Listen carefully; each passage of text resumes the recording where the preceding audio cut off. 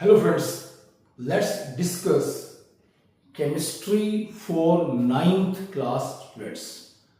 Chemistry is a very interesting subject. We drink tea every day. Tea. And tea is a mixture.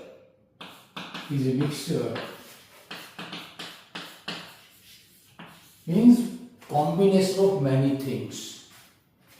And we have here water plus milk plus sugar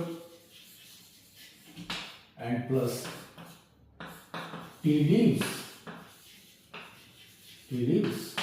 So when we boil all these things, it is a heterogeneous mixture.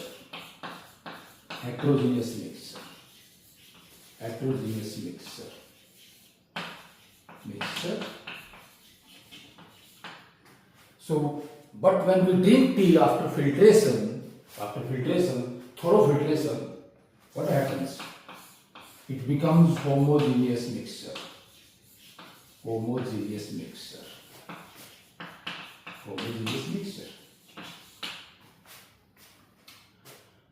Let's take some more examples. Candle we burn is a solid substance. Then petrol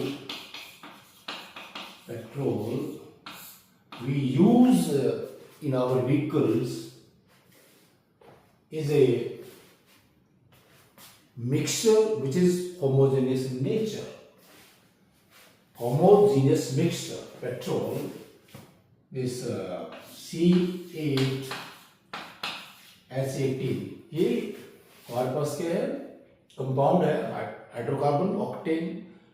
ये main component है, main liquid है जो petrol में होता है. बाकी इसमें बहुत से दूसरे भी लिक्विड होते हैं, दूसरे भी हाइड्रोकार्बन होते हैं, इसलिए ये होमोजेनिक मिक्सचर है.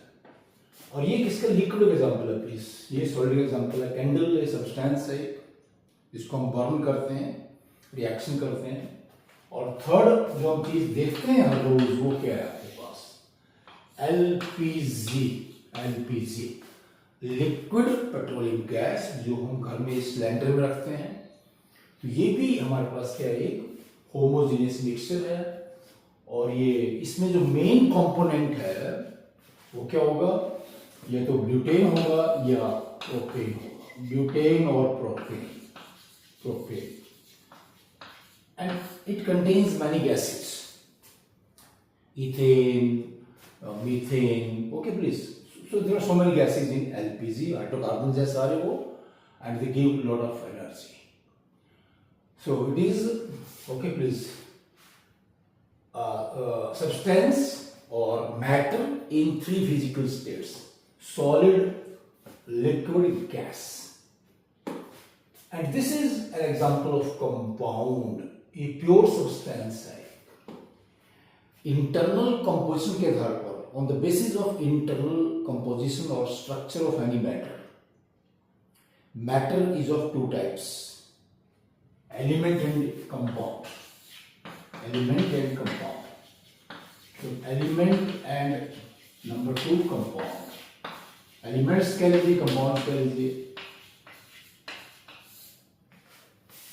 This classification of matter is on the basis of outward shape, appearance, solid, liquid, gas. हालांकि हमारे पास ये तो मिक्सचर है, राइट? मिक्सचर के मतलब हमने लिया. अब यहाँ पे एलिमेंट में क्या है? प्योर गोल्ड आपके पास, हम गोल्ड देखते हैं जो एलिमेंट है. इधर में अगर प्योर वाटर है ये H2, या प्योर CO2 है, ये कंपाउंड से एग्जांपल है. दोनों बहुत ही कॉमन. और यहां पर भी ये सॉलिड है. Okay please. गोल्ड ये लिक्विड होता है, ये गैस होता है. अब एलिमेंट है क्या? Any pure substance which is made up of only one type of atoms. जो गोल्ड है वो गोल्ड केवल और केवल गोल्ड के एटम्स के एग्रीगेशन से बनता है, एलिमेंट बन जाता है. And compound means any pure substance in which two or more atoms of at least two different elements are present. किसी भी कंपाउंड में कम से कम दो एलिमेंट्स होंगे, ठीक है, और कम से कम दो ही एटम्स होंगे. जैसे एग्जांपल है ये compound CO, right please, carbon monoxide gas. अब इसमें एक मॉलिक्यूल है ये गैस का, और ये एक कार्बन एक ऑक्सीजन, दो एटम्स के मिलने से बनता है. अगर इसको हम ब्रेक कर सकते हैं, इसको हम, ठीक है, किसी भी केमिकल मेथड से इसको ब्रेक करेंगे तो इसमें से कार्बन और ऑक्सीजन एलिमेंट अलग हो जाते हैं. तो लगभग हमें क्या 118 एलिमेंट्स का पता है आज तक लगभग. लेकिन कंपाउंड्स की कितनी संख्या है, कितने कंपाउंड्स हैं, हम एग्जैक्ट नंबर शायद नहीं जानते कंपाउंड्स का. करोड़ों में होंगे ये कंपाउंड्स. तो इनऑर्गेनिक कंपाउंड्स हैं, ऑर्गेनिक कंपाउंड्स हैं, ह्यूज नंबर इन क्रोर्स. अब हमारे पास जो एलिमेंट है, कोई पदार्थ जो एक ही तरह के एटम से मिलकर बनेगा और ये रिएक्शन में पार्टिसिपेट करता है. अगर हम एटम को तोड़ देंगे तो हमें क्या है, एटम से छोटे पार्टिकल्स मिलते हैं, और वो क्या होते हैं, वो होते हैं proton, electron, neutron.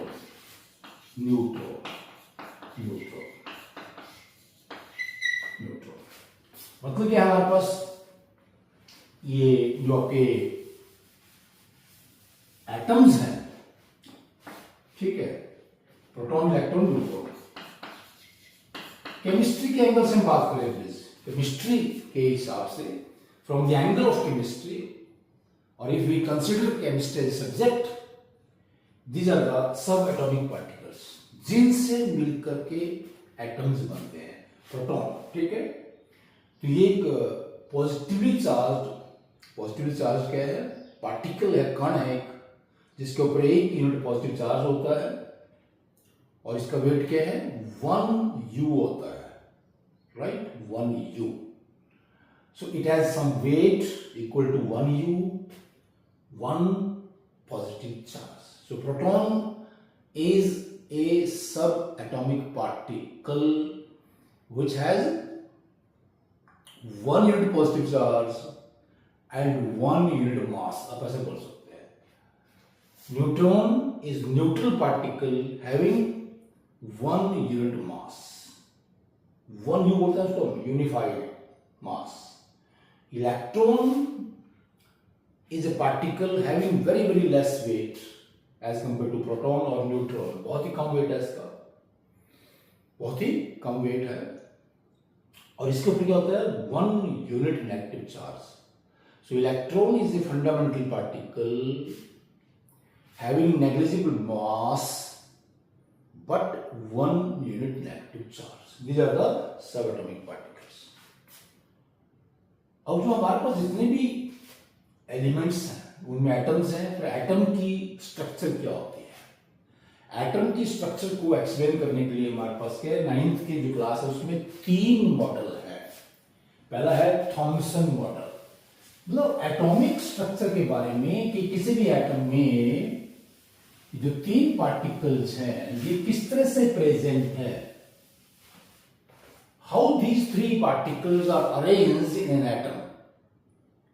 This is known as the atomic model.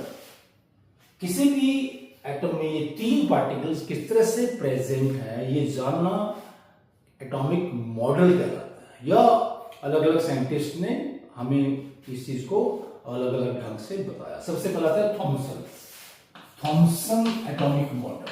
Thompson, ये नाम है साइंटिस्ट का, Thomson atomic model.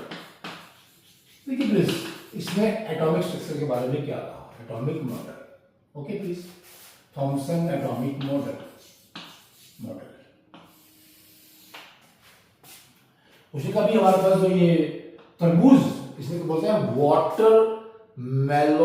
Watermelon model, या तरबूज का कह लीजिए आप, एक मॉडल कह लीजिए. दूसरे का पूरा ये आपका एटम्स है, ठीक है, एक एटम है ये, ये पूरा मास है और इसमें क्या है आपके न्यूट्रॉन प्रोटॉन है सारे मिल यहाँ पर पूरा प्रेजेंट है। पूरा ये मास एक बॉडी है मास की, ठीक है प्लीज, बॉडी है। इसमें क्या है भाई, इसमें है आपके प्रोटॉन, यहाँ पर है प्रोटॉन है, ठीक है, न्यूट्रॉन है, प्रोटॉन है, न्यूट्रॉन है, और बीच में क्या होगा अभी ये इलेक्ट्रॉन्स ऐसे यहाँ पर बीच में फंसे हुए हैं कहीं कहीं ऐसे, ठीक है। ये हमने एक एटम का मॉडल बना दिया, दिखा दिया थॉमसन के अनुसार, ठीक है please. This A atomic body which is made up of proton and neutron and electrons are embedded in it here and there, here and there। लेकिन बाद में क्या है हमारे पास, कौन आता है भाई, हमारे पास आते हैं रदरफोर्ड, रदरफोर्ड एटॉमिक मॉडल। तो इन्होंने क्या कहा कि ऐसा नहीं है, ये जो मॉडल है इसमें बहुत सी कमियां हैं। उसने कहा कि ये जो प्रोटॉन और न्यूट्रॉन है ये थोड़ी सी जगह में, थोड़े से वॉल्यूम में एटम के सेंटर में होते हैं, ठीक है। और यहां पर ये जो स्पेस है से ये खाली होता है एटम के अंदर, और ठीक है यहां पर electrons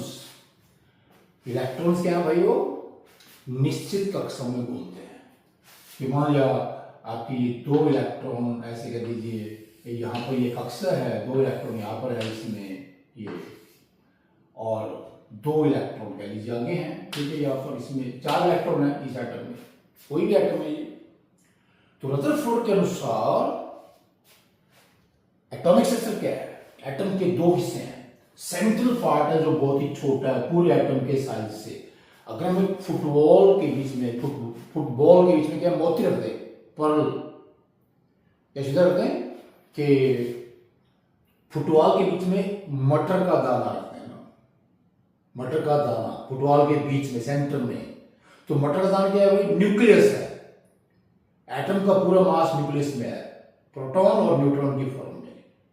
Nucleus are present in the central body of the atom known as the nucleus, which is very small as compared to the size of the atom।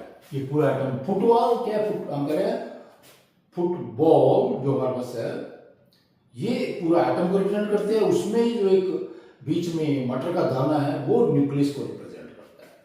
और ये इलेक्ट्रॉन्स हैं, जैसे 2 इलेक्ट्रॉन ऐसे यहाँ पर घूम रहे हैं, ये इलेक्ट्रॉन की कक्षा है, इसे ऑर्बिट कहते हैं। 2 इलेक्ट्रॉन्स दूसरी कक्षा में घूमते हैं ऐसे। And this is the Rutherford's atomic model. So according to Rutherford, atom has 2 parts, central part nucleus and extra nuclear part, extra nuclear space कह लीजिए, जिसमें इलेक्ट्रॉन्स न्यूक्लियस के इर्द गिर्द घूमते हैं। 2 ही बात है इसमें।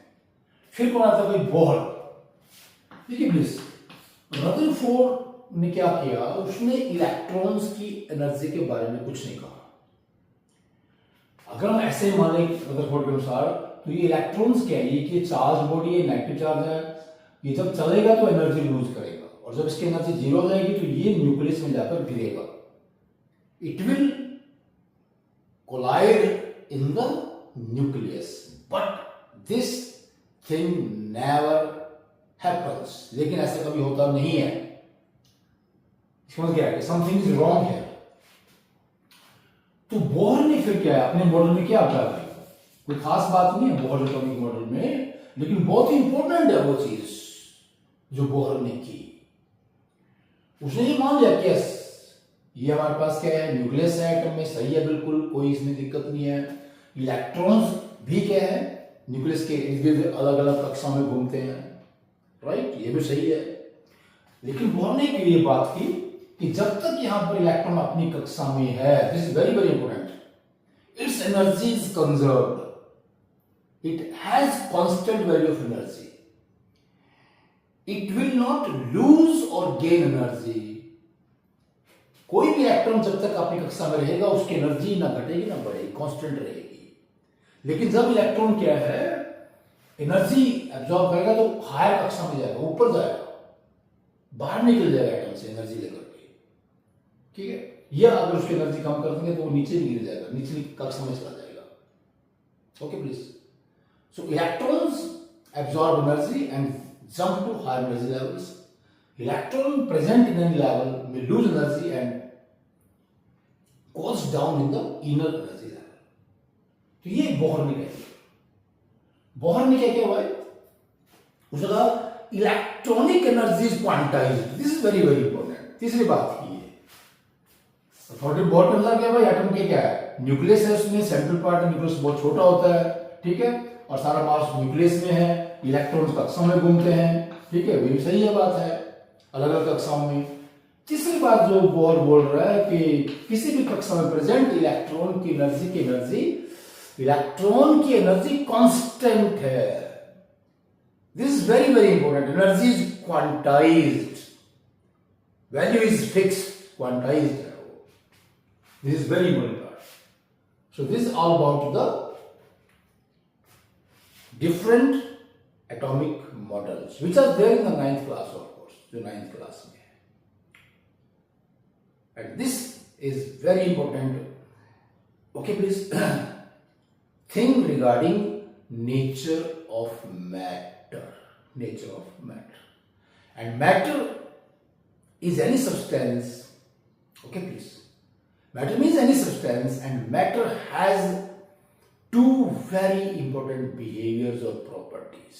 ये ध्यान रखना, किसी मैटर की दो मुख्य जो प्रॉपर्टीज हैं, विशेषता ये वो क्या है कि it will have some mass and it will have some volume. ठीक है, किसी मैटर का अपना कुछ ना कुछ वेट होता है, मास होता है। ओके प्लीज, ऐसा नहीं होता कि हमारे पास massless matter. Every matter has some mass and okay please some volume also, So these are two very important features or behaviors of any matter, mass and volume. Okay please, thanks.